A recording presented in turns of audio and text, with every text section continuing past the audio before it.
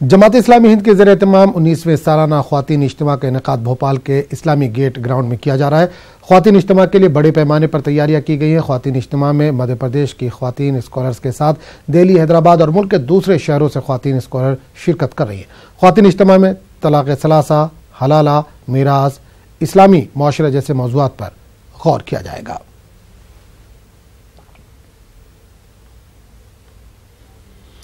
اور اس پورے معاملے پر بات کرنے کے لیے ہم سیدھے رخ کریں گے بھوپال کا، جہاں سے ہمارے نمائندے مہتاب عالم اس وقت سیدھے طور پر جڑ چکے ہیں۔ مہتاب، جماعت اسلامی ہند کے زیر اہتمام 19ویں سالانہ خواتین اجتماع کا انعقاد کیا جا رہا ہے، کس طرح کی تیاریاں اور کتنی خواتین وہاں پر اکٹھی ہوئی ہیں؟ آدم میں بتاتے کہ بھوپال کے لیے خاص موقع ہے کہ بھوپال کو اجتماع کی سرزمین کہا جاتا ہے۔ اگر یہاں پر مردوں کا اجتماع ہوتا ہے تو یہاں پر خواتین کا بھی اجتماع ہوتا ہے، اور اس بار یہ 19ویں اجتماع کا انعقاد کیا گیا۔ اجتماع کا آغاز درس قرآن سے ہو چکا ہے۔ یہاں پر دن بھر کیا خاص رہے گا، اس پر بات چیت کرنے کے لیے ہمارے ساتھ اجتماع کی دو اہم خاتون رکن یہاں پہ موجود ہیں، نکاح جہاں صاحبہ اور پھر جو ہے حبیبہ صاحبہ موجود ہے۔ ان سے جانتے ہیں کہ نکاح صاحبہ آج کا دن کتنا خاص ہے اور کیا کیا رہے گا؟ آج سب سے پہلے درس قرآن سے شروع ہوا ہے، پھر سیرت کمپٹیشن کا انعامات دیے جائیں گے، اور باقی جو ہے جہیز کے اوپر اور میراث کے بٹوارہ اور خواتین بچوں کی تربیت، شوہر بیوی کے تعلقات، یہ تمام ٹاپک رہیں گے آج کے۔ جس طرح آپ نے کہا کہ طلاق کے اوپر جو ہے، میراث کے اوپر، بچوں کی تربیت کے اوپر، تعلیم، تربیت، تنظیم کے اوپر سارے ماحول باتیں ہو رہی ہیں آج، کیونکہ بھوپال جس طرح سے مردوں کا اجتماع ہوتا ہے، خواتین کا اجتماع جو ہے، اور آپ لوگ اتنے سالوں سے جڑے اور یہ 19واں موقع ہے، اس میں کیا خاص اس بار رہے گا؟ دیکھیے 19 سال سے یہ کوشش کی جا رہی ہے کہ سماج کو اویئر کیا جائے قرآن اور حدیث کی روشنی میں۔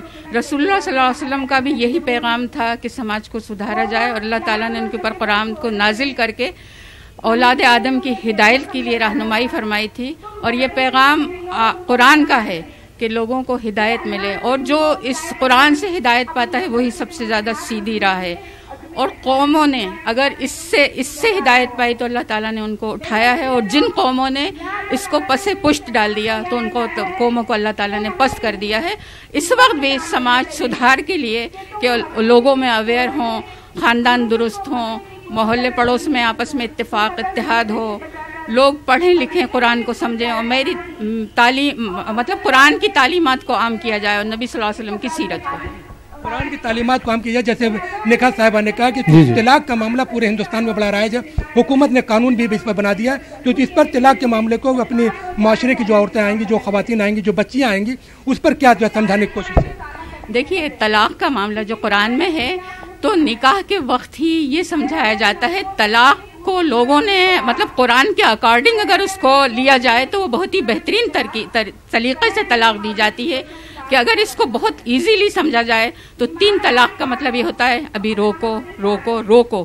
اس کا مطلب یہ نہیں ہوتا کہ طلاق ایک دم دے دی جائے، لیکن کچھ معاشرے میں کچھ لوگ اس کا غلط یوز کرتے ہیں، اس کو ہائی لائٹ کیا جاتا ہے۔ اگر قرآن کے اکارڈنگ یہ فیصلہ ہو کہ جس طرح قرآن طلاق دیتا ہے تو وہ فائدہ ہی ہوگا، لیکن قرآن کے معاملات کو ہٹا کے اور انٹرفیرنس اسلام بالکل بھی پسند نہیں کرتا۔ چلیے مہتاب، اس تمام جانکاری کے لیے بہت بہت شکریہ۔ وقت کی کمی ہے، دوبارہ ہم آپ کے پاس لوٹیں گے۔ فی الحال مہتاب، اس تمام جانکاری کے لیے بہت بہت شکریہ۔